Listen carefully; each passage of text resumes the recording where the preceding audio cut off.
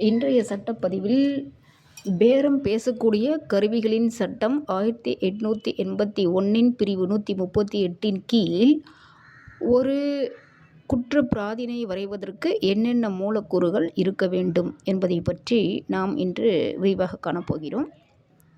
அதாவது, what are all the important ingredients before lodging a complaint under section 138 of NI Act? First பார்த்தீங்கன்னா, there must be a legally enforceable debt or discharge of a duty. அதாவது, ஏற்கனவே உள்ள கடன் அல்லது பொறுப்பை நிறைவேற்றும் வகையில் கடன் வாங்கியவரால் சட்டப்படியாக அமல்படுத்தக்கூடிய கடன் அல்லது பொறுப்பு என்ற ஒன்று இருக்க வேண்டும்.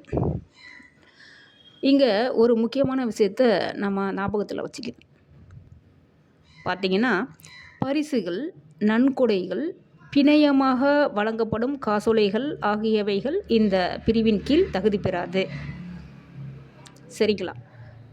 இரண்டாவதாக, the payee must present the check within its validity period, typically 3 months from the date of its drawn. அதாவது, காசோலை வரையப்பட்ட தேதியிலிருந்து 3 மாதங்களுக்குள் அல்லது பரிந்துரைக்கப்பட்டபடி வங்கியில் சமர்ப்பிக்கப்பட வேண்டும். அதாவது, செல்லுபடியாகும் காலத்திற்குள் காசோலையானது பணம் பெறுபவரால் அதன் செல்லுபடியாகும் காலத்திற்குள், அதாவது அது எடுக்கப்பட்ட தேதியிலிருந்து 3 மாதங்களுக்குள் சம்பந்தப்பட்ட வங்கியிடம் பணம் பெறுவதற்காக சமர்ப்பிக்கப்பட்டு இருக்க வேண்டும். சரிங்களா? மூன்றாவதாக, the bank must have written the check usually due to the insufficient of funds or account closed or payment stopped.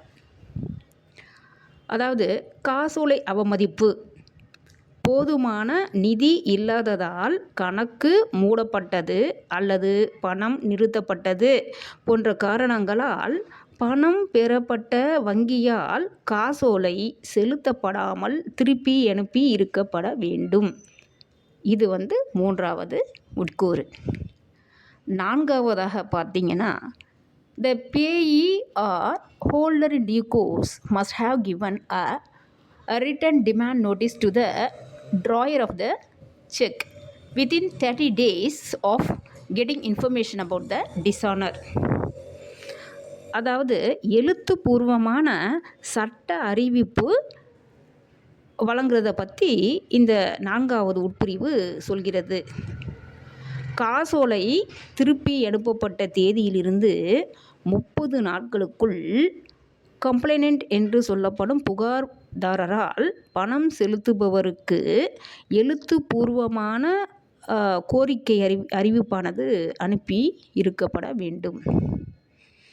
அதாவது, அறிவிப்பிற்கு பின் பணம் செலுத்தாமல் அறிவிப்பு கிடைத்த 15 நாட்களுக்குள் காசோலை தொகையை செலுத்தாமல் இருப்பின் பிரிவு 138 கீழ் குற்றமானது சுமத்தப்படுகிறது. அதன் அடிப்படையில் பணம் பெறுபவர் 15 நாள் சலுகை காலம், அதாவது கிரேஸ் பீரியட் காலாவதியானதிலிருந்து 1 மாதத்திற்குள் அருகில் இருக்கும் ஒரு மேஜிஸ்ட்ரேட் நீதிமன்றத்திடம் சென்று குற்றவியல் புகாரினை தாக்கல் செய்ய வேண்டும்.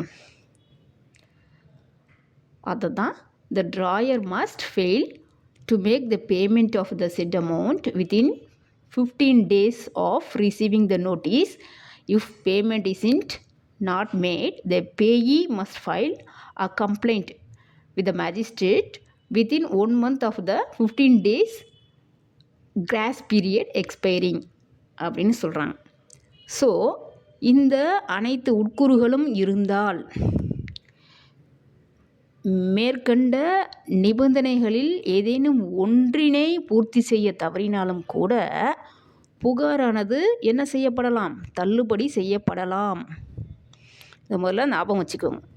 ஸோ, இந்த 4 உட்கூறுகளும் மிக மிக அவசியம்.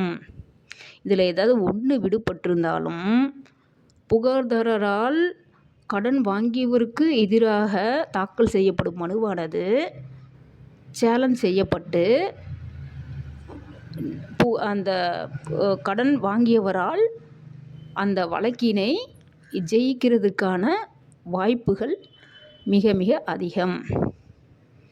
ஆகவே இந்த காசோலை வழக்கினை தாக்கல் செய்யும் முன் கவனமாக நிலைநிறுத்தக்கூடிய இந்த முக்கியமான 4 உட்கூறுகளையும் நினைவில் கொள்ள வேண்டும். நன்றி.